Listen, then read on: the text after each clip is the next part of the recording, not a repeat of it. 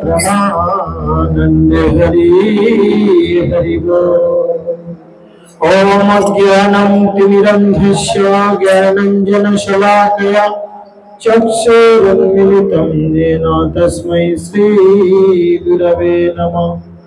नमो विष्णुपादाय कृष्णपृष्ठाय भूतले श्रीमते जयपताकाशामिनीते नामिने। नमो आचार्यपादाय निताय कृपाप्रदायिने गौरकथा धामदाय नगरग्रामतारिणे। नमो विष्णुपादाय कृष्णपृष्ठाय भूतले श्रीमते भक्तिवेदान्त स्वामिनीति नामिने।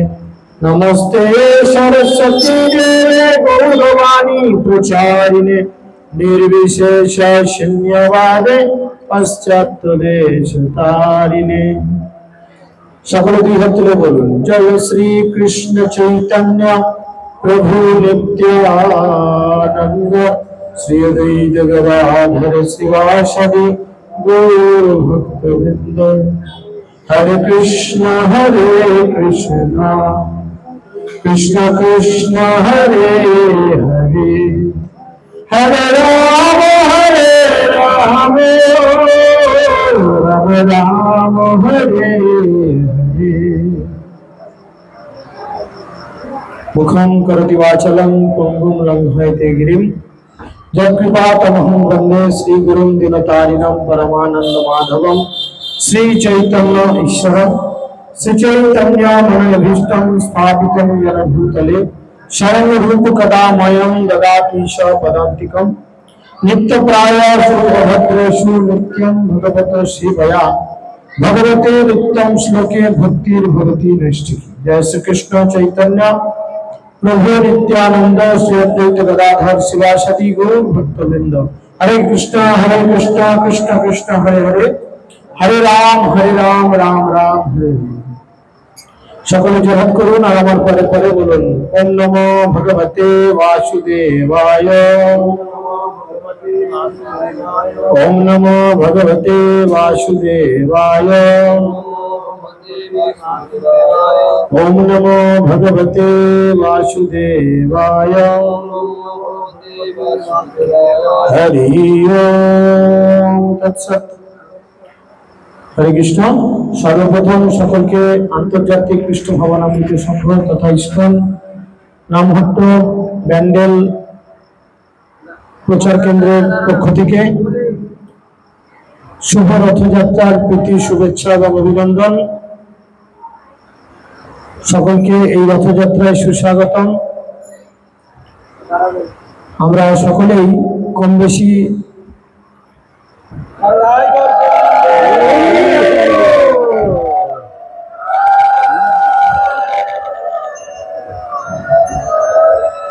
हरे कृष्ण कृष्ण कृष्ण हरे हरे हरे राम राम राम हरे। तो सकल के असंख्य धन्यवाद। তারপরে অল্প কিছু সময়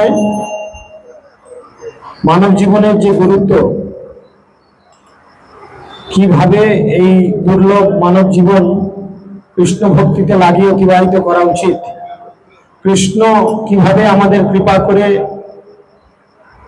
এই মানব দেহ দান করেছেন এবং এই দেহের প্রকৃত সদ্ব্যবহার কিভাবে করা উচিত সেটি শাস্ত্র সিদ্ধান্ত অনুযায়ী মহাপ্রভু আমাদের শিক্ষা দিয়েছেন। এই মহাপ্রভু হচ্ছেন অভিন্ন জগন্নাথ। যেই গৌর সেই কৃষ্ণ সেই জগন্নাথ। এই কথা কে বলেছিলেন? বাসুদেব ঘোষ বলে করি জোরহাত। বাসুদেব ঘোষ আমাদের কাছে বলেছিলেন যিনি গৌরাঙ্গ মহাপ্রভু তিনি কৃষ্ণ আবার তিনি একাধারে जगन्नाथ। जय जगन्नाथ स्वामी की श्री प्रभुपाद की गौर प्रेमानंदे। तो महाप्रभु যখন প্রথম আমাদের আচার্যগণের মধ্যে সরগোস্বামীর অন্যতম একজন আচার্য রূপ গোস্বামী পাদকে প্রয়াগে শিক্ষা দিয়েছিলেন, তিনি তখন রূপ গোস্বামীকে সেই শিক্ষা দিয়ে বলেছিলেন, প্রভু কহে শুনরু ভক্তি রসের লক্ষণ, সূত্র রূপে কহি বিস্তার না যায় বর্ণন। মহাপ্রভু বললেন রূপ গোস্বামীকে যে রূপ ভক্তি রসের যে লক্ষণ আমি তোমার কাছে সূত্র রূপে বর্ণনা করছি, কারণ ভক্তি রসের লক্ষণ অগণিত, অনেক, তা সব বিস্তারিত ভাবে বর্ণনা করা সম্ভব নয়। যেগুলো প্রধান প্রধান ভক্তি রসের লক্ষণ আমি তোমার কাছে সেইগুলোই কেবলমাত্র বর্ণনা করব। আর সেই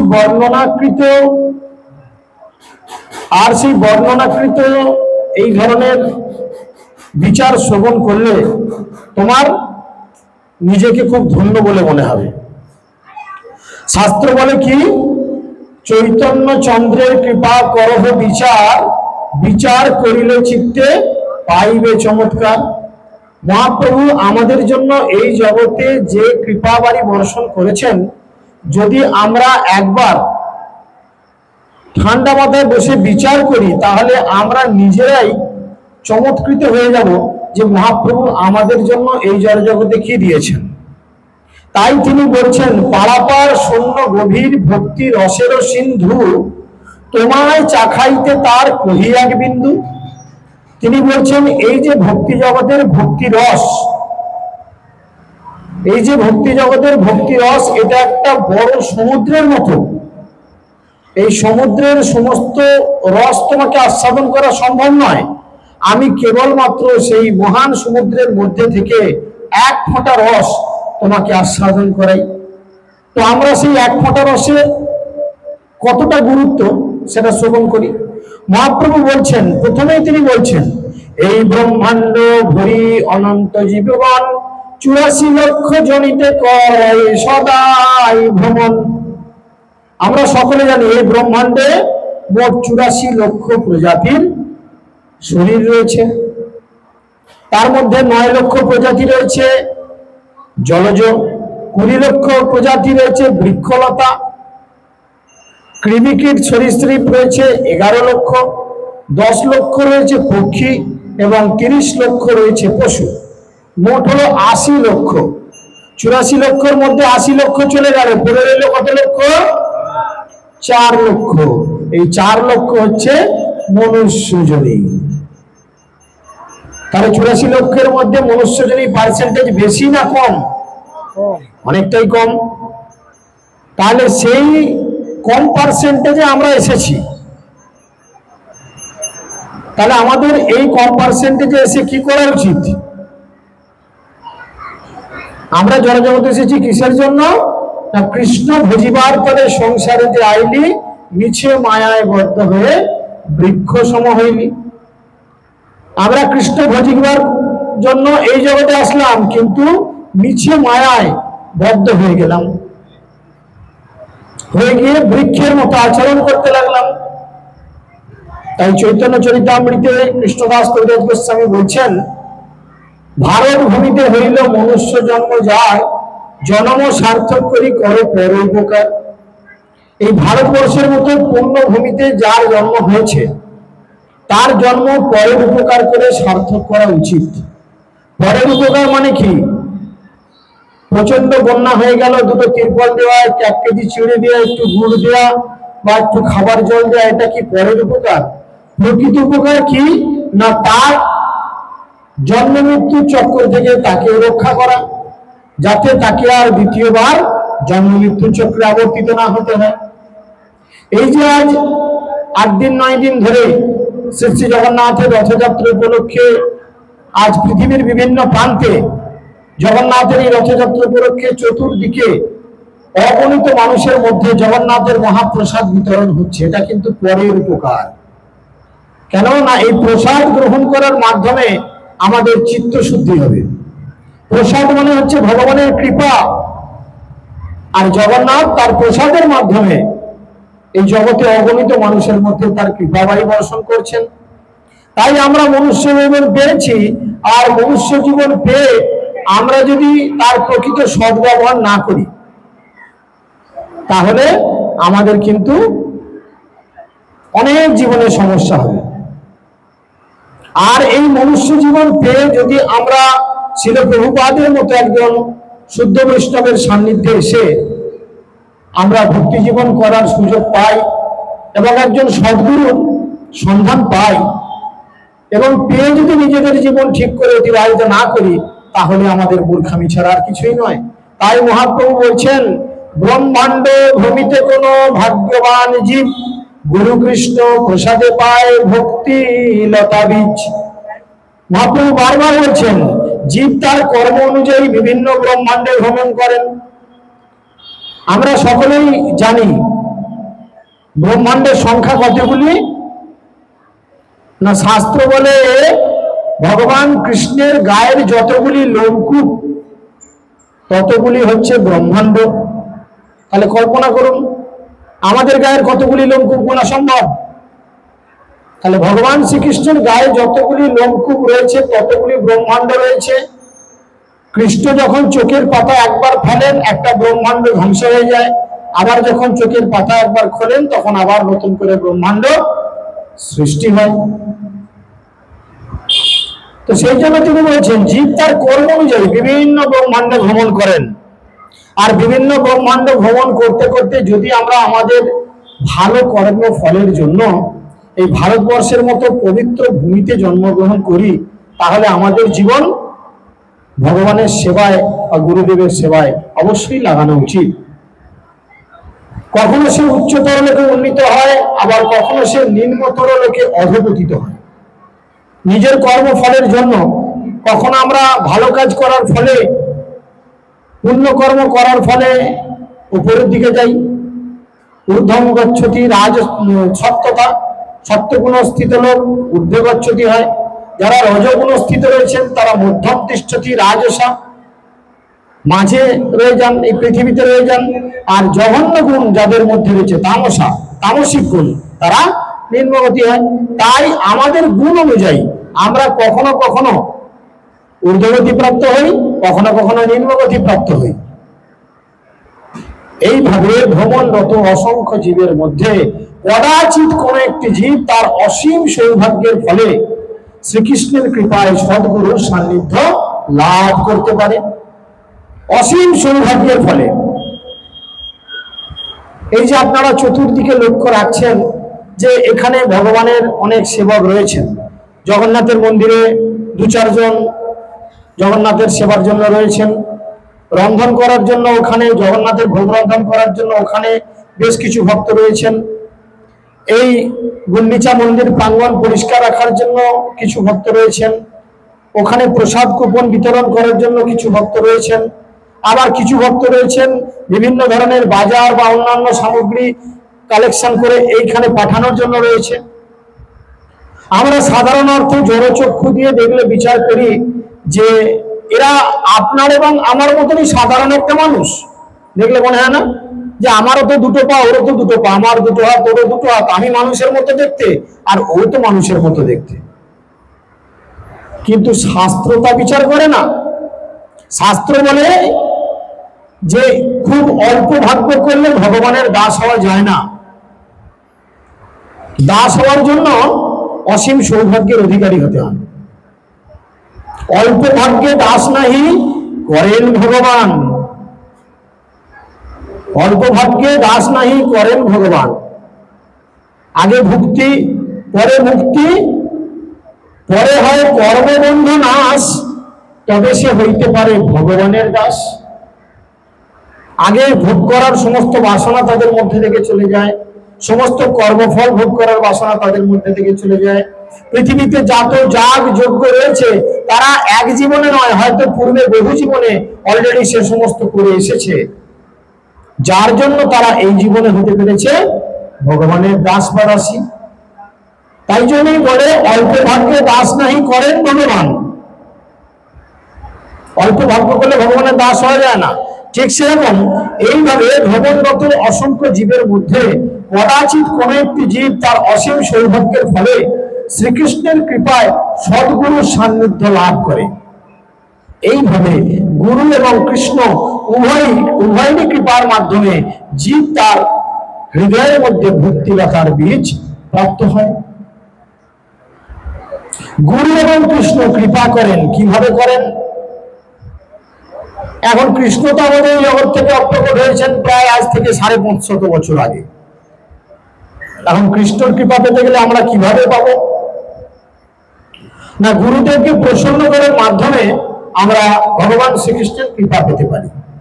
অর্থাৎ কৃষ্ণের যখন আমাদের কৃপা করার ইচ্ছা হয়, কৃষ্ণ তখন নিজেকে গুরুদেবের মধ্যে প্রকাশিত করেন। গুরু কৃষ্ণ রূপ হন শাস্ত্রের প্রমাণে, গুরু রূপে কৃষ্ণ কৃপা করেন ভক্তজনে। যখন কৃষ্ণের ইচ্ছা করে যে আমি কোনো ভক্তকে কৃপা করব, তখন তিনি গুরুদেবের মাধ্যমে, গুরুদেবের মধ্যে দিয়ে সেই ভক্তকে কৃপা করার চেষ্টা করেন। তাই আমরা অসীম সৌভাগ্যের ফলে এরকম একজন সদ্গুরুর সান্নিধ্য লাভ করতে পারি এবং তার কাছ থেকে ভক্তিলতা বীজ আমাদের হৃদয়ে বপন করতে পারি, রোপণ করতে পারি। আমাদের হৃদয়ের মধ্যে ভক্তিলতার বীজ গুরুদেব রোপণ করে দেন। এখন বীজ তো আমরা প্রাপ্ত হলাম, এই বীজকে কিভাবে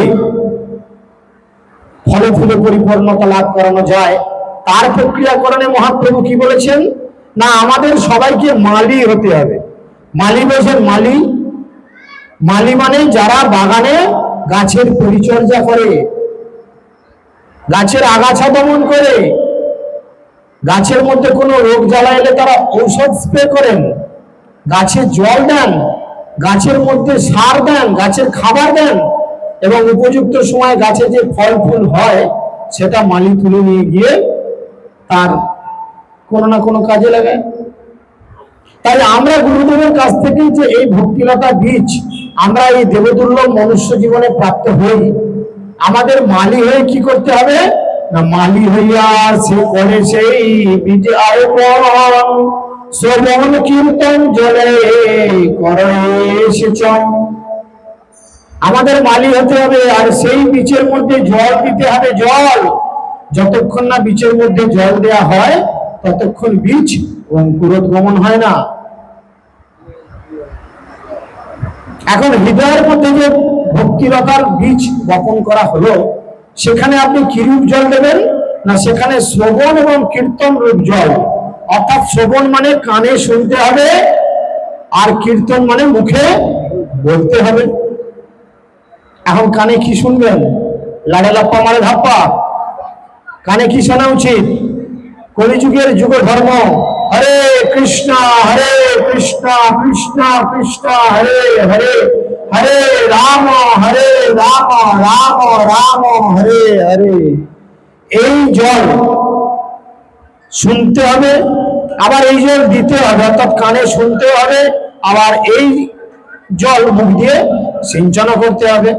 যদি আপনারা এই কাজ করেন তাহলে কি হবে? গাছের বীজের মধ্যে জল দিলে সেই বীজ থেকে কি হয়? গাছ বার হয়। তো ভক্তিলতার মধ্যে যদি আমরা শ্রবণ কীর্তন রূপ জল সিঞ্চন করতে থাকি, তখন এখান থেকেও গাছ বার হবে। উপাজিয়া বারে লতা ব্রহ্মাণ্ড ভেদি যায়, বিরোধে ব্রহ্মলোক ভেদি পরম ব্রহ্মে পায়। ভক্তিলতার বৃষ্টিতে জল সিঞ্চন করার ফলে এই বীজটি অঙ্কুরিত হয় এবং ভক্তিলতা ধীরে ধীরে বাড়তে বাড়তে ব্রহ্মাণ্ডের আবরণ ভেদ করে জড়জগৎ এবং চিৎ জগতের মধ্যবর্তী বিরজা নদী, সেই বিরজা নদীকে অতিক্রম করে ব্রহ্মলোক বা ব্রহ্মজ্যোতিকে ভেদ করে পরম ব্রহ্ম বা চিৎ জগতে গিয়ে সে পৌঁছায়।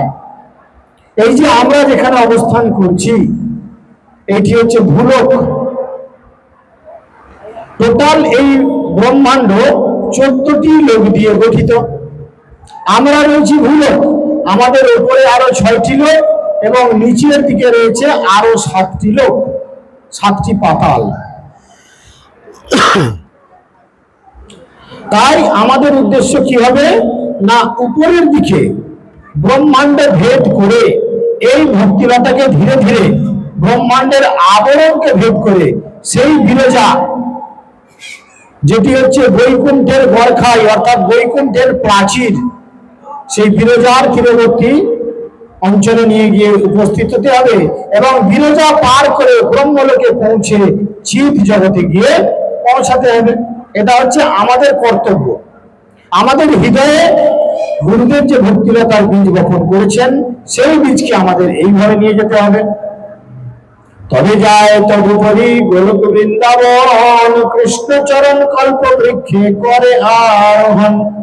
তারপর তার উপরে গোলক বৃন্দাবনে গিয়ে সেই বীজ থেকে গাছ যে বেরোয় সে পৌঁছায় এবং সেখানে শ্রীকৃষ্ণের চরণ রূপ কল্প বৃক্ষে সে আরোহণ করে।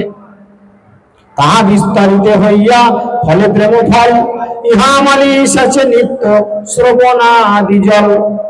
গোলক বৃন্দাবনে সেই ভক্তিলতা বিস্তারিত হয়ে কৃষ্ণ প্রেম রূপ ফল প্রদান করে, আর এখানে মালি সেই লতাটির গোড়ায় নিত্য শ্রবণ কীর্তন রূপ জল সিঞ্চন করে। অর্থাৎ আপনি মালি, আপনার গাছকে আপনি নিয়ে গিয়ে পৌঁছে দিয়েছেন কোথায়? আপনি একটা কুমড়ো বীজ লাগিয়েছেন বা লাউ বীজ লাগিয়েছেন, সেটাকে ঠিক মতো জল ঔষধ দিয়ে গাছটিকে বাড়িয়ে মাচায় তুলেছেন। এই মাচাটি হচ্ছে ভগবান শ্রীকৃষ্ণের ধাম গোলক বৃন্দাবন। সেইখানে আপনার এই গাছ পৌঁছানোর পর সেই গাছ কি করেছে? ফল ফুল দিচ্ছে, আর সেই ফল ফুল সে ভগবানের সেবায় লাগাচ্ছে। এখন দেখুন, এটা হচ্ছে সোজা সাপটা পদ্ধতি, কিন্তু জীবনে তো এরকম সবার হচ্ছে না। কেন হচ্ছে না?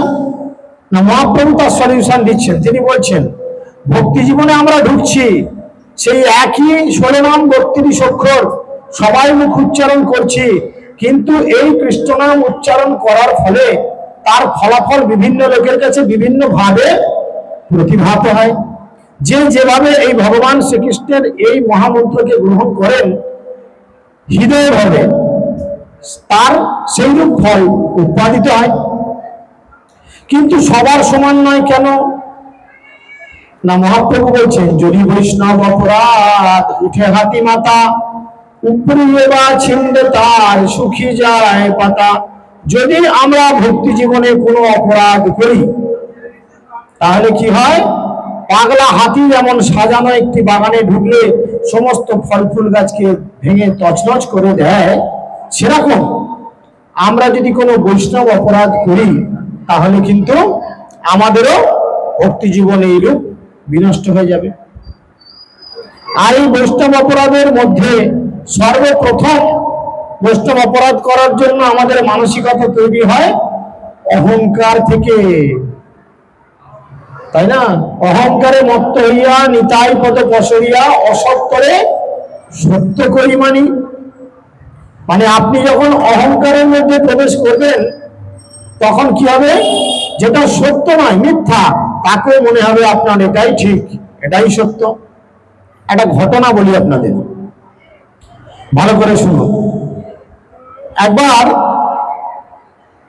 আপনারা নারদ মুনিকে সবাই চেনেন? যারা নারদ মুনিকে চেনেন একটু জানার তুলুন তো, যে আমরা নারদ মুনির নাম শুনেছি। যারা হাত তুলছেন না তারা নারদ মুনির নাম শুনেননি? খুব ভালো, তাহলে আজকে শুনে নিলেন প্রথমবার। এই নারদ মুনি হচ্ছেন ভগবানের দ্বাদশ মহাজনের অন্যতম একজন, এবং তিনি একজন শুদ্ধ বৈষ্ণব। তো যখনই একজন বৈষ্ণব সুযোগ পায় তখনই সে কি করেন? নিজের ভক্তিটাকে আরো উন্নতি করার প্রচেষ্টা করেন, যে আমার ভক্তিটা আরো কি করে বাড়ে, আরো কি করে ভালো থাকে। তো নারদ মুনি এইরূপ একবার চিন্তা করেছেন যে আমি তো ভগবত ভক্তি করছি, ভগবানের কথা প্রচার করছি, তো আমাকে আমার ভক্তিটাকে একটু উন্নয়ন করতে হবে, এটারও প্রয়োজন। তাই নারদ মুনি কি করেছেন? একটি সুন্দর পর্বতে বিচরণ করতে করতে সেই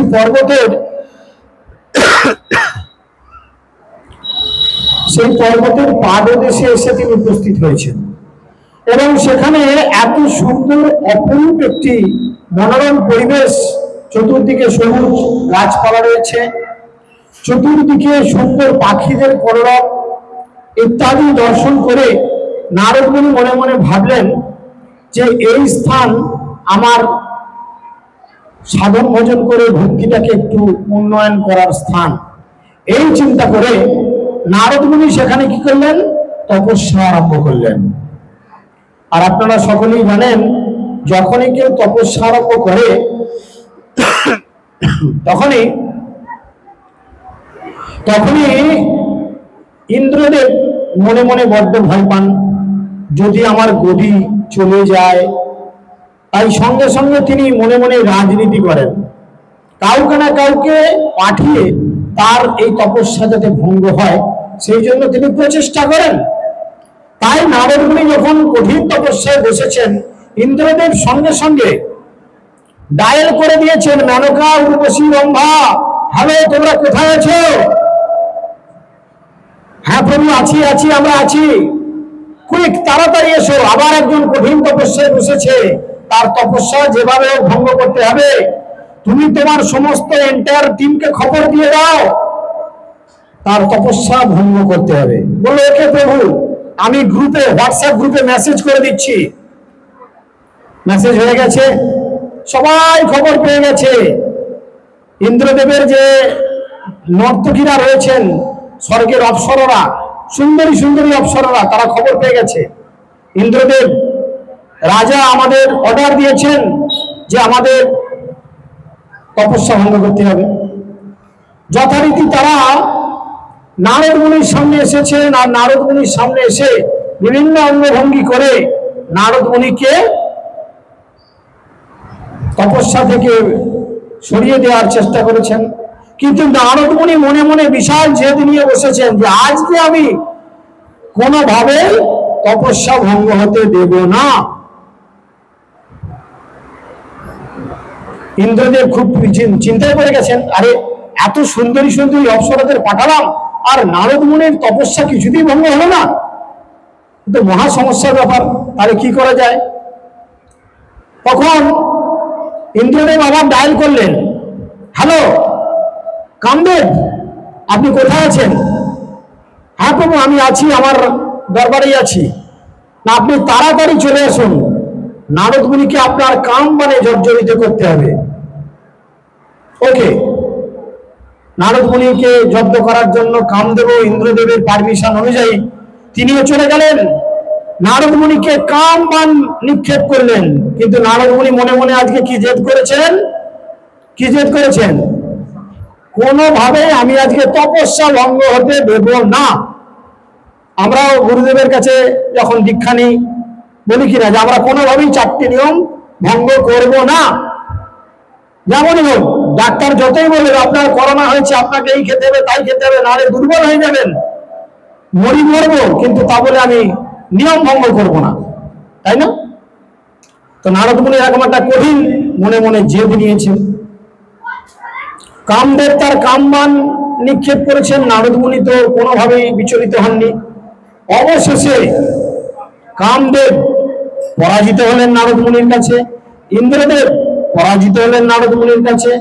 তখন কামদেব একটা সার্টিফিকেট দিয়ে গেলেন, this is to be certified that mister Narad মুনি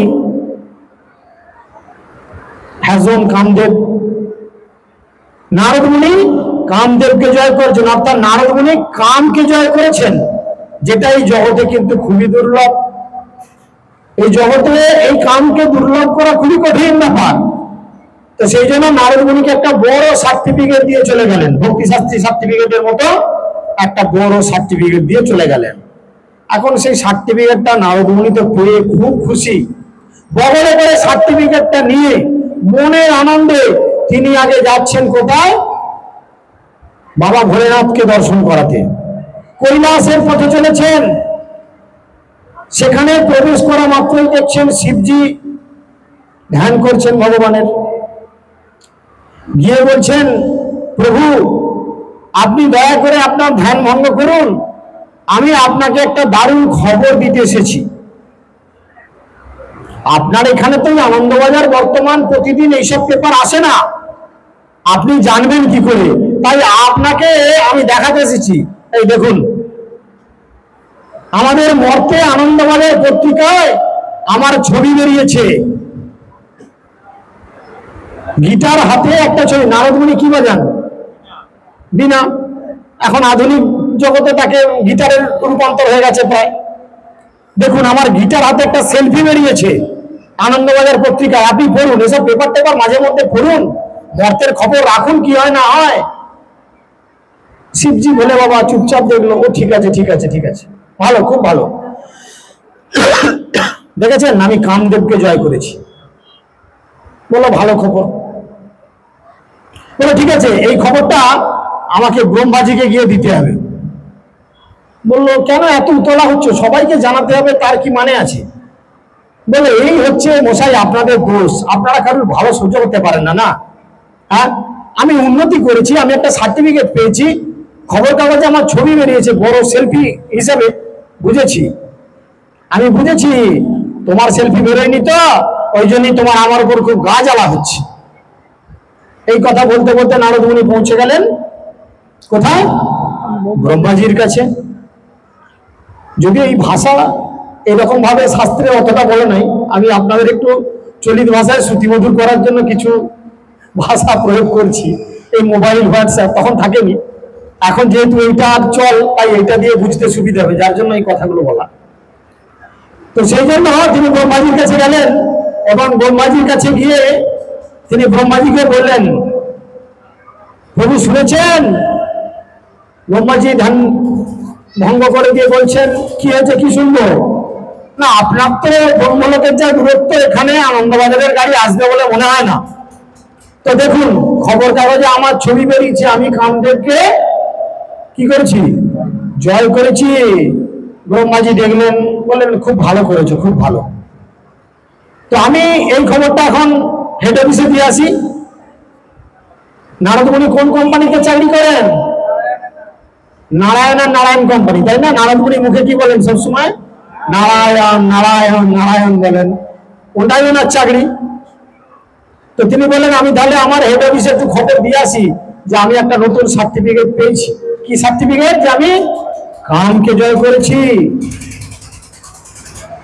তো ব্রহ্মাজি আর কিছু বললেন না, ঠিক আছে যাচ্ছ যাও। তিনি গিয়ে ভগবান বিষ্ণুর অফিসে পৌঁছে গেছেন। আর আপনারা সকলেই জানেন আমাদের হয়তো সারাদিনে 8-10 ঘন্টা রেস্টের সময় থাকে, কিন্তু ভগবানের সারা দিন রাতে রেস্টের সেরকম একটা সময় থাকে না। তিনি সারা দিন রাত বিভিন্ন ব্রহ্মাণ্ডের পরিচালন ক্ষমতার মধ্যে রয়েছেন, যার জন্য তার কোনো রেস্ট নেই। তো ভগবান বসে বসে তার দপ্তরে বিভিন্ন কাজ সারছেন, আর নারদ মুনি এরকম সামনে একটা চেয়ারে বসে বলছেন, ও প্রভু আমি এসেছি, আপনার সঙ্গে আমার একটু কথা আছে। বলো ঠিক আছে তুমি একটু বসো, আমি একটা হাতের কাজ সারছি, কাজটা সেরে নিয়েই তোমার সমস্ত কথা শুনবো, তুমি একটু রেস্ট করো, আমি এসিটা চালিয়ে দিচ্ছি। অনেক সময় আমাদের বাড়িতে গেস্ট এলে হয়তো আমরা কোনো কাজে ব্যস্ত রই, তাকে কি বলি, ম্যাগাজিনটা পড়ো বা টেবিলে দু একটা বই আছে সেগুলো দেখো, বা টিভি চালিয়ে দিলাম একটু খবর শোনো, ইত্যাদি ইত্যাদি। ভগবানের তার এসব টিভি ফিভির ব্যাপার নেই। তিনি বললেন ঠিক আছে তুমি বসো, আমি কাজ সেরেই তোমার সঙ্গে কথা বলবো, তুমি কি বলতে এসছো শুনবো। দিয়ে ভগবান কি করলেন, নারদ মুনির চোখের সামনে একটা মায়ার পর্দা টেনে দিলেন। ভগবান হচ্ছেন মায়াধীশ, একটা বড় করে মায়ার পর্দা টেনে দিলেন। আর সেই মায়ার পর্দায়, সিনেমা হলে দেখেছেন, সিনেমা হলে বড় পর্দা থাকে, আমরা চেয়ারে বসে হাঁ করে দেখি। কেউ কেউ এবার তো সিনেমা দেখতে দেখতে করুণ সিনে কেঁদেও ফেলে। ওখানে নায়ক নায়িকা কাঁদছে, আপনি দেখবেন আপনার পাশের সিটে বসে একজন ছেলে বা একটি মেয়ে চোখে জল হচ্ছে, কে রে, এই যে কাঁদছে। তো সেরকম নারদ মুনির চোখের সামনে ভগবান একটা বড় পর্দা টাঙিয়ে দিলেন। আর সেই পর্দায় নারদ মুনি দেখছেন যে নারদ মুনি একটা গাছের গোড়ায় বসে আছেন, রেস্ট নিচ্ছেন। আর অনেক দূরে একটা জমিদারের বাড়ি, আর সেই জমিদারের বাড়িতে চতুর্দিকে সুন্দর করে আলো দিয়ে ফুল দিয়ে তার বাড়ি সাজানো হয়েছে। দূর থেকে কোলাহল শুনতে পেয়ে তিনি বুঝতে পারলেন ওই জমিদার বাবুর বাড়িতে নিশ্চয়ই কোনো একটি বড় অনুষ্ঠান হবে। তাই নারদ মুনি কি করলেন, সঙ্গে সঙ্গে সেই অনুষ্ঠান বাড়িতে প্রবেশ করলেন। আর প্রবেশ করা মাত্রই সেই জমিদার নারদ মুনিকে দেখে প্রণাম করলেন এবং প্রণাম করে বললেন, আমার কি সৌভাগ্য, আপনার মতো এত একজন বড় মহান বৈষ্ণব আমার বাড়িতে এসেছেন। তো প্রভু আপনি যখন আমার বাড়িতে এসেই গেছেন, আপনি এক কাজ করুন, আগামীকাল আমার মেয়ের স্বয়ম্বর সভা। বহু যুগ আগে তখন মানে রাজকন্যারা বা জমিদার কন্যারা তারা স্বয়ম্বর সভা করতেন, মানে তাদের পছন্দ অনুযায়ী তারা পাত্র নির্বাচন করতেন। তো আমার কন্যার কালকে স্বয়ম্বর রয়েছে, আপনি আমার কন্যাকে একটু আশীর্বাদ করুন যেন উপযুক্ত পাত্র সে চয়েস করতে পারে। নারদ মুনি বলল, ঠিক আছে, আপনি আপনার কন্যাকে পাঠিয়ে দেন, আমি আশীর্বাদ করছি। এখন অতি সুন্দরী সেই কন্যা যখন নারদ মুনির সামনে এসে উপস্থিত হলেন, তখন নারদ মুনি সেই রূপবতী কন্যাটিকে দেখে নারদ মুনি সেই কন্যাটির প্রেমে পড়ে গেলেন। আর মনে মনে চিন্তা করলেন, আহা, এই কন্যাটিকে আমাকে আশীর্বাদ করতে বললো, আর আমি তো যে আশীর্বাদ করব সেটা তো হয়, ঠিক আছে ঠিক আছে। যখন সে কন্যাটি তাকে প্রণাম করেছে তখন তিনি বললেন, ঠিক আছে ঠিক আছে, তুমি কালকে একটা গিটার ওরা বর পাও। গিটার হাতে কার ছিল? নারদ মুনির ছিল। বলতে তো পারছে না যে তোমাকে আমি বিয়ে করব। আর সাধু যদি হঠাৎ করে গিয়ে বলে কোনো বাড়িতে কোনো একজন মহিলাকে দেখে আমি তোমার বিয়ে করবো, তাহলে সে সাধুকে কি করবে? পাবলিকে বেধারাক ধোলাই দেবে, হ্যাঁ তুমি না সাধু বাবা, বিয়ে করবে? বলতে পারছে না, তাই অন্যভাবে বেঁকিয়ে নিয়ে বলছে তোমার একটা গিটার ওরা বল হোক। আর সেই জগতে তখন তো সব জায়গায় গিটার বাজাতো না, নারদ মুনি হয়তো একা বাজাতো, তাই বলে যে গিটার ওরা বর হোক, ভালো কথা বলে চলে এসেছে। এসে নারদ মুনি আবার একটা নির্জন জায়গায় বসে ভগবান বিষ্ণুর তপস্যা করছেন। ওম নমো ভগবতে বাসুদেবায়, ওম নমো ভগবতে বাসুদেবায়, ওম নমো ভগবতে বাসুদেবায়, এইভাবে কন্টিনিউ বলছেন। ভগবান এসে গেছেন, বিষ্ণু এসে গেছেন, ভগবান এসে বলছে, আরে নারদ, কি ব্যাপার, তুমি এইভাবে হঠাৎ ইমার্জেন্সি কল দিয়েছ আমাকে, তোমার কি চাই? বলো, প্রভু, আমি এই ব্রহ্মচারী জীবন থেকে গৃহস্থ জীবনে প্রবেশ করতে চাই, আপনি আমাকে কৃপা করে অনুমতি দান করুন। বলো, সে কি, তুমি এত ভালো একজন ভক্ত, তুমি এরম সিদ্ধান্ত করলে?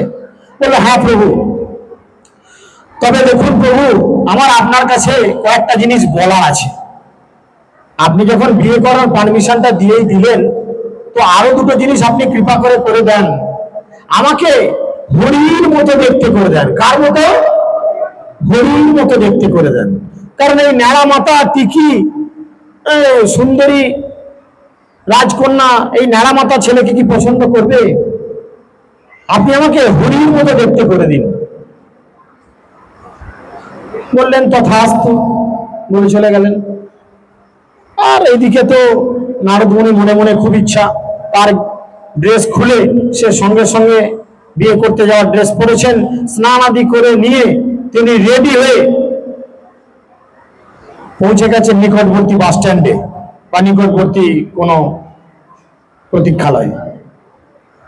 আর সেই জমিদারের মেয়ের স্বয়ম্বর সভাতে শিবজিরও ইনভাইট ছিল। শিবজি সব জায়গায় যান না, ভিড়ভাট্টা পছন্দ করেন না, তাই তিনি তার অনুচরদের মাঝে মধ্যে পাঠিয়ে দেন নন্দী ফিরিঙ্গিকে, চলে যাও। তো নন্দী রাস্তা দিয়ে যাচ্ছে, যেতে যেতে হঠাৎ করে নারদ মুনিকে ওরকম বরের বেশে দেখে নন্দী দাঁড়িয়ে গেছে। আরে প্রভু, কি ব্যাপার, আপনি বরের বেশে? রেগে যাচ্ছে, এই আমাকে রাগাবি না, তোদের বাবু যখন বিয়ে করতে গেল তখন তো তোরা বিয়েতে বাবুকে উল্টো দিকে সামনে দিকে বসিয়ে নিয়ে চলে গেলি। আপনারা সকলেই জানেন, শিব বিয়ে করতে গেছিল নন্দীর পিঠে চেপে, সবাই সামনে দিকে বসে যায়, শিব উল্টো দিকে বসে গেছিল, তাই না? এরকম অনেক ঘটনা রয়েছে, শিবের বিয়ের সে অলিক কীর্তিকলাপ হয়েছে।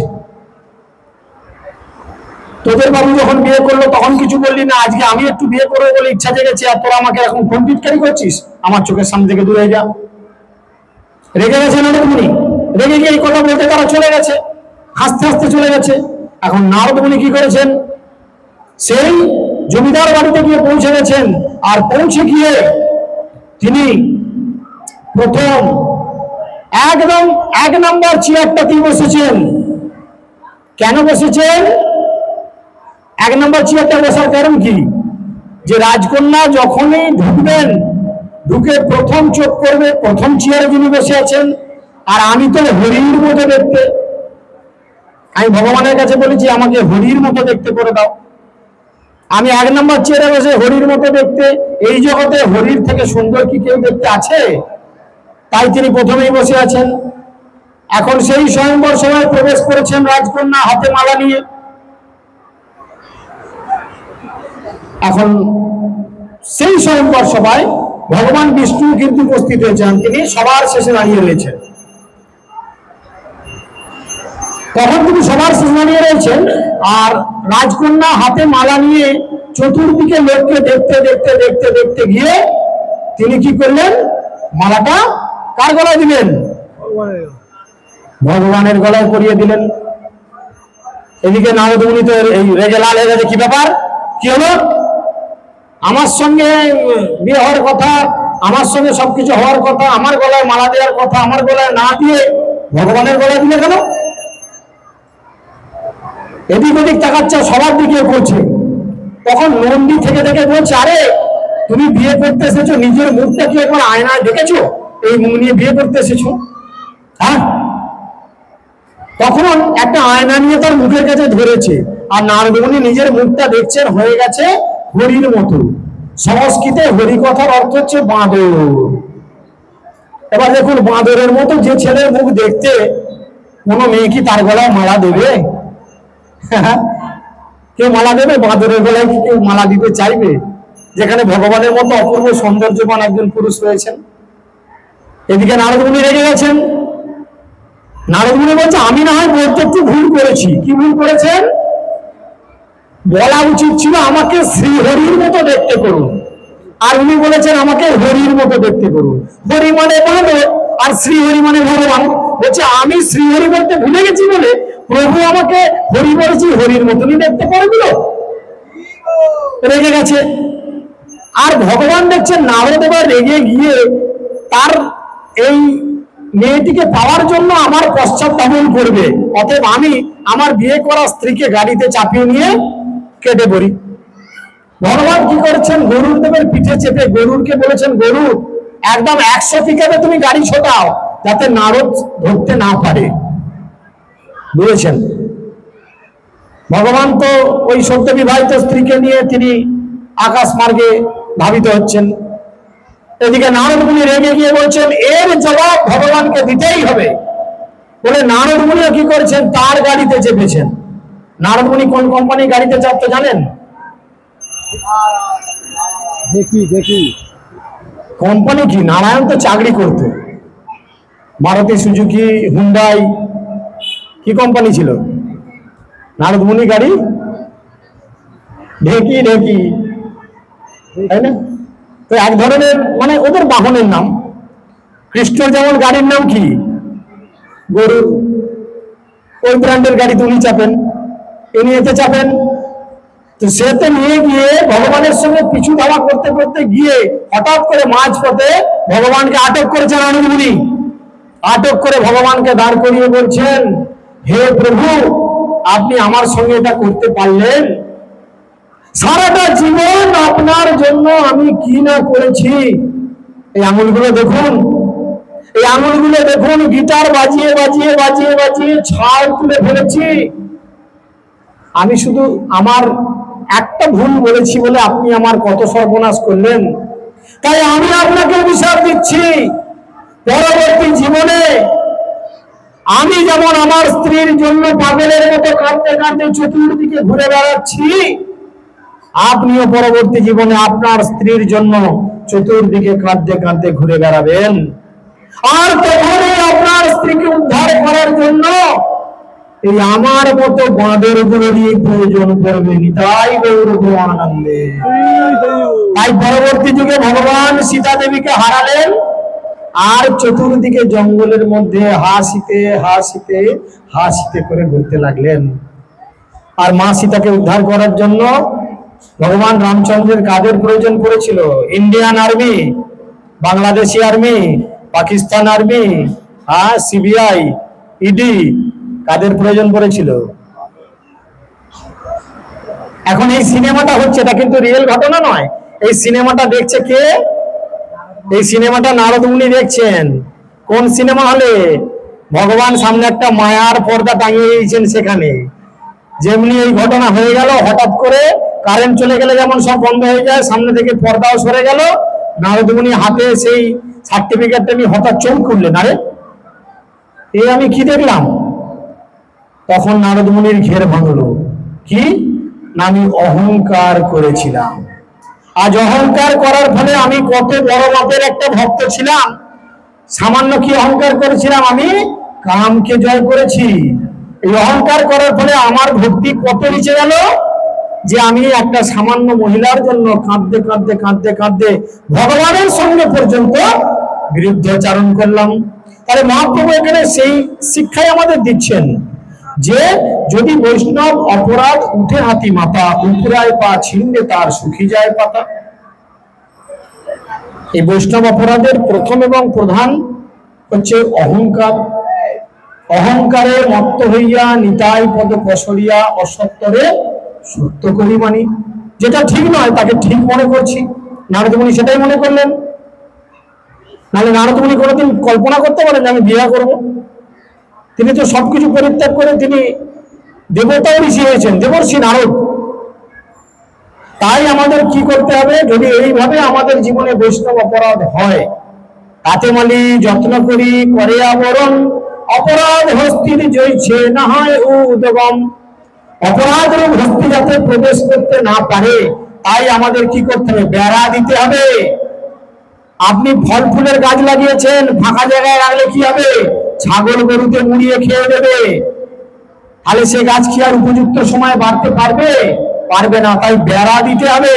তাই আমরা দুর্লভ মানব জীবন পেয়ে সদ্গুরুর কাছ থেকে ভক্তিলতা বীজ আমাদের হৃদয়ে বপন করার পরে আমাদের বেড়া দিতে হবে। কিসের বেড়া দেব? নাইলনের, নেটের, বাঁশের, তারের। কিসের বেড়া? ভক্তরূপ বেড়া। ভক্তদের সান্নিধ্যে থাকতে হবে, ভক্তদের সঙ্গে থাকতে হবে, তবে আমরা প্রকৃত আনন্দ পাব। নরোত্তম দাস ঠাকুর বলছেন, ভক্ত সঙ্গেতে মন আনন্দিত অনুক্ষণ, সদা হয় কৃষ্ণ পর সঙ্গ। নরোত্তম দাস কান্দে হিয়া ধৈর্য নাহি বান্ধে, কেন হইল মোর দশা ভঙ্গ। তিনি বারবার বলছেন, সর্বস্বামীগণ বলছেন, তাদেরও চরণ সেবী ভগবানের সঙ্গে বাস। কি বলেছেন? তাদেরও চরণ সেবী ভক্ত শোনে বাস, আমার জনমে জনমে হয় এই অভিলাষ। আমার মনের এই ইচ্ছা, হে প্রভু আপনি যদি আমাকে জন্ম দেন, যাই জন্মই দেন, অন্তত ভক্তদের মাঝে জন্ম দেন, ভক্তদের সঙ্গে জন্ম দেন। আমাদের সকলের অতি পরম পূজনীয় পূজ্যপাদ পদ্মনেত্র প্রভুর একটি কথা আমার মাঝে মধ্যে মনে পড়ে। প্রভু বলতেন প্রায়ই তার প্রবচনের মাধ্যমে, যদি কোনো মানুষ ভক্ত না হয় ভালো, বা ভক্তি করতে না চায় ভালোভাবে, তাকে দাও করে ধরে বেঁধে নিয়ে এসে নবদ্বীপ মন্ডল পরিক্রমায় ভক্তদের মাঝে শুধু ছেড়ে দাও।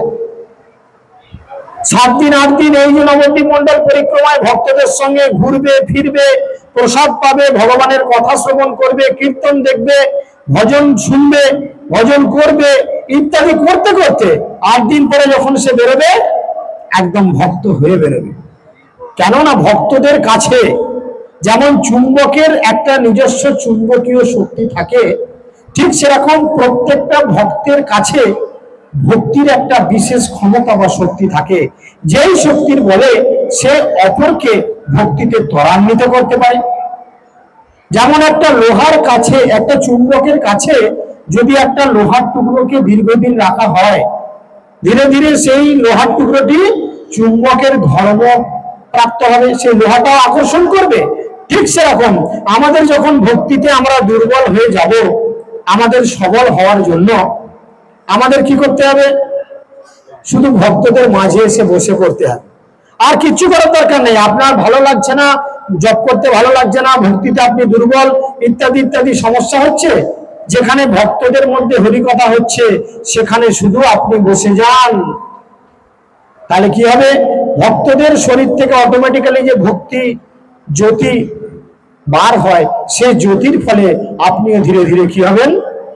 শুদ্ধ ভক্তে রূপান্তরিত হবেন, এবং তার ফলে কি হবে? আপনার ভক্তি উন্নয়ন হবে। এখন এই ভক্তি উন্নয়ন হওয়ার পাশাপাশি কি আছে? দেখবেন ধান গাছের মতো দেখতে এক ধরনের গাছও আছে, যেটা ধান গাছের মতো অবিকল দেখতে, কিন্তু তাতে ধান ধরে না, ঘাসের বীজ ধরে, তাকে বলে উপশাখা। সেরকম আমাদের ভক্তিতেও উপশাখা রয়েছে। মহাপ্রভু বলছেন, কিন্তু যদি লতার অঙ্গে উঠে উপশাখা, মুক্তি মুক্তি বাঞ্ছা যত অসংখ্য তার লেখা, নিষিদ্ধি চার কুটিনাটি জীব হিংসন, লাভ পূজা প্রতিষ্ঠাদি যত শাখাগণ। মুক্তি মুক্তি সিদ্ধি বাসনা নিষিদ্ধাচার কুটিনাটি জীব হিংসা লাভ পূজা প্রতিষ্ঠা প্রভৃতি হচ্ছে ভক্তিলতার অঙ্গে উপশাখা, যেগুলো আমাদের ভক্তিলতাকে বাড়তে দেয় না। এগুলো এমন একটা ভাইরাস, যে ভাইরাস আপনার গাছটিকে দমিয়ে রেখে দেয়। ভক্তি মানে ভোগ করার ইচ্ছা, যে ইচ্ছা করার জন্য আমরা এই জগতে এসেছি। আমরা সেই জগতে এককালীন ছিলাম, সেখানে গিয়ে বলেছি, ভগবান আপনি এত সুন্দর এত রমণীদের সঙ্গ সুখ উপভোগ করছেন, আমি করতে পারবো না? ভগবান বলছে, হ্যাঁ করতে পারবে, কিন্তু আমার জগতে এটার জন্য পারমিট নেই। এটা উপভোগ করার জন্য একটা জগৎ আছে, সেখানে যাও। রান্না করার জন্য রান্নাঘর, শোবার জন্য শোবার ঘর, স্নান করার জন্য স্নানের ঘর, সেরকম ভক্তির জন্য একটা জায়গা রয়েছে, ভোগ করার জন্য একটা জায়গা আছে, তুমি সেখানে যাও। মুক্তি, এটাও ভক্তিলতার ক্ষেত্রে সমস্যা। সিদ্ধি বাসনা, ভগবানের কাছে সবসময় নিজের সিদ্ধি লাভ করার ইচ্ছা প্রকাশ। নিষিদ্ধাচার, যেই কর্মগুলো শাস্ত্রে নিষিদ্ধ করা রয়েছে সেই কর্ম অনুযায়ী জীবন যাপন করা। আর কি? জীব হিংসন। জীব হিংসন মানে কি? সচরাচর মানুষ বলে জীব হিংসন মানে হয়তো অপর জীবকে হত্যা করা, মুরগি ছাগল বা অন্যান্য জীবজন্তুকে হত্যা করা। কিন্তু যারা ভক্ত হয়েছে, দীক্ষা নিয়েছে, গলায় মালা নিয়েছে, শিখা রেখেছে, কপালে তিলক করছে, তারা কি করে জীব হিংসা করছে? তারা তো মুরগি গরু ছাগল খাচ্ছে না। শাস্ত্র বলছে প্রকৃত জীব হিংসা কি? প্রকৃত জীব হিংসা হচ্ছে কৃষ্ণ কথা প্রচার না করা। আপনি দুর্লভ মানব জীবন পেয়েছেন, এই দুর্লভ মানব জীবন পেয়েছেন ভগবানের উন্নতিকরণ, ভগবানের সেবা করার জন্য। তো এই শিক্ষা আপনি অপরকে যদি না দেন, অপরের মধ্যে যদি কৃষ্ণ কথা প্রচার না করেন, এটা হচ্ছে প্রকৃত জীব হিংসা। তাই ভক্তিবিনোদ ঠাকুর বলছেন, ওহে কলির জীব ছাড়ো কুঠিনাটি, নির্মল চৈতন্য প্রেম লহ পরিপাটি। আমরা এই জগতে ছোট ছোট বিষয় নিয়ে অনেক তর্ক যুদ্ধ হিংসা মারামারি কাটাকাটি করে বসি। তো তিনি বলছেন, আমাদের আয়ু অতি অল্প দিন, ক্রমে তাহা হয় ক্ষীণ, সমনের নিকট দর্শন। আমাদের জীবনের আয়ু দিন দিন কমতে কমতে কমতে কমতে ছোট হতে হতে শেষের দিকে এগোচ্ছে। তাই আমাদের উচিত কি না, আমাদের উচিত ভগবানের সেবা করা, ভগবানের কথা চতুর্দিকে প্রচার করা। আমরা সেই কাজে মনোনিবেশ যদি করি, আমাদের এই মনুষ্য জীবনের প্রকৃত সদ ব্যবহার আমরা করে উঠতে পারবো। শেখ জল পাইয়া উপ শাখা বাড়ি যায়, স্তব্ধ হইয়া মূল শাখা বাড়িতে না পায়। আর এই যে ছটা সমস্যা, এইগুলো যখন আপনার মধ্যে আসে, তখন কি হয়? এইগুলোই বাড়তে থাকে, মূল ভক্তি বাড়ে না। মূল ভক্তি বাড়ে না। আমরা দীক্ষা নিলাম গুরুদেবের কাছ থেকে, গুরুদেবের কাছে অঙ্গীকার করলাম, হে গুরু মহারাজ আমরা সারা জীবন আপনাকে প্রচারে সহায়তা করব, কিন্তু আমরা কি করছি? খাই দাই হেরি পেরি থাকি চিন্তাহীন, না ভাবি এ দেহ ছাড়িব কোনোদিন। আমরা খাচ্ছি ধাচ্ছি আর হৃষ্টপুষ্ট হচ্ছি, একবারও চিন্তা করছি না যে আমিও একদিন এই দেহ পরিত্যাগ করে চলে যাব। তাহলে এই দেহ পরিত্যাগ করার পূর্বে আমি এই দেহকে ত্যাগ করার জন্য কি প্রস্তুতি নিয়েছি? মৃত্যুর জন্য আমরা কি প্রস্তুতি নিয়েছি, মৃত্যুর জন্য কিভাবে প্রস্তুতি নিয়েছি। পৃথিবীতে অনেক সংস্থা আছে যারা ভগবানের কথা প্রচার করে শিক্ষা দেয়, কিন্তু আন্তর্জাতিক কৃষ্ণ ভাবনামৃত সংঘ এমনই একটি সংঘ যারা শিক্ষা দেয় আর্ট অফ ডাইং, মৃত্যুর কৌশল। অন্যান্য সংস্থা আপনাকে শিক্ষা দেবে আর্ট অফ লিভিং, আপনি কিভাবে বাঁচবেন, আপনি কিভাবে সুস্থ থাকবেন, আপনার কিভাবে ভুঁড়ি কমবে, আপনার কিভাবে সুগার লেভেল কমবে, আপনার কিভাবে কোলেস্টেরল কমবে, এই শিক্ষা তারা দেবে।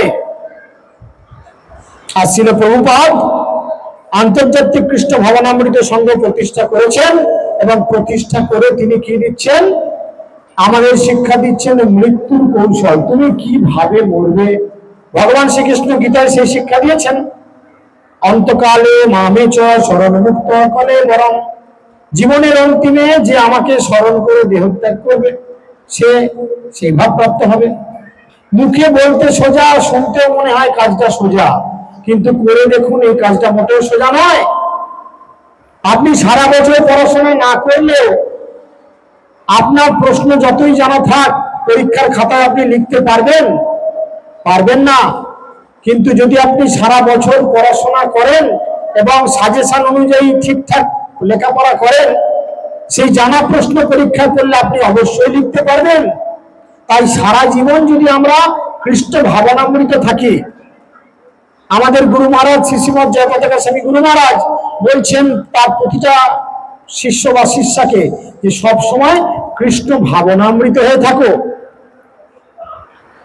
যে কথা মহাপ্রভুকে বলেছিলেন তার গুরুদেব, ইয়া হইতে সর্বসিদ্ধি হইবে সবার, তিনি বলেছিলেন ইয়া হইতে সর্বসিদ্ধি হইবে সবার, সর্বক্ষণ বলইতে বিধি নাই আর, কিবা শয়নে কিবা জাগরণে কিবা ভোজনে, অহর্নিশি চিন্ত কৃষ্ণ বলহ বদনে। কৃষ্ণ চিন্তা অহর্নিশি, অহর্নিশি মানে কন্টিনিউ, সব সময়, কিবা শুতে কিবা জাগতে কিবা ঘুমাতে কিবা বেড়াতে বেড়াতে সব সময়।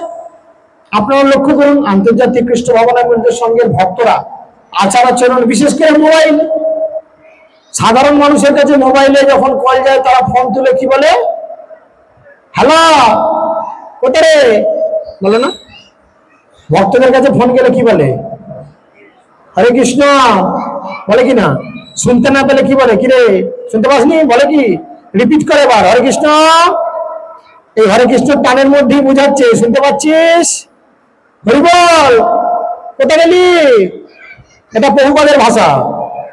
এমন ভাবে বলছে হরি বল মানে কোথায় গেলি, কোথায় গেলি বলছেন। তার মানে কি, প্রভুপাদ শিক্ষা দিয়েছেন প্রতিটা সিস্টেমের মধ্যেই কিভাবে আমরা কৃষ্ণ ভাবনামৃত হয়ে থাকতে পারি। খুব আনন্দে মানুষ বলে পা পা পা হুরে হিপি হুরে, ভক্তরা কি বলে হরি বল, একদম চওড়া দাঁত বার করে হাসি দিয়ে বলে।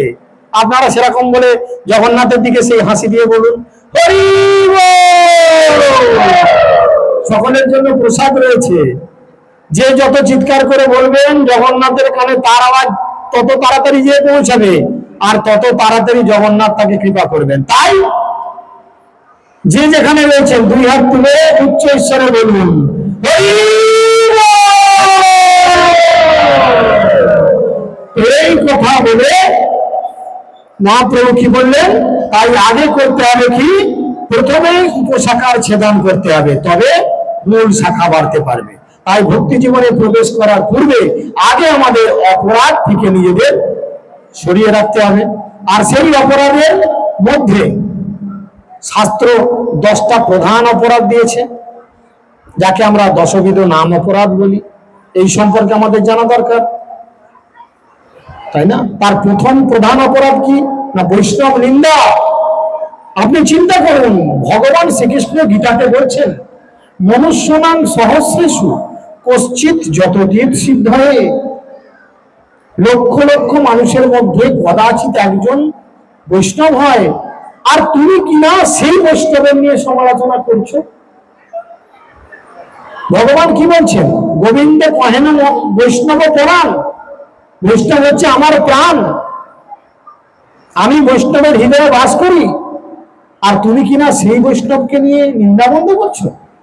ঠিক আছে, তোমার সব হবে, কিন্তু একটা জিনিস লক হয়ে যাবে, লক, দরজায় তালা পড়ে যাবে, আর সেই তালা দিয়ে কাঠিটা কার কাছে থাকবে? যার চরণে তুমি অপরাধ করেছো। তাই আমাদের 10 বিধা নাম অপরাধ থেকে নিজেদের খুব সংযত হয়ে চলতে হবে। সকলের দুয়ারে বলুন, হরে কৃষ্ণ কৃষ্ণ কৃষ্ণ হরে হরে, হরে রাম রাম রাম হরে হরে। জিজ্ঞেস করো কতক্ষণ আলোচিত বিষয়।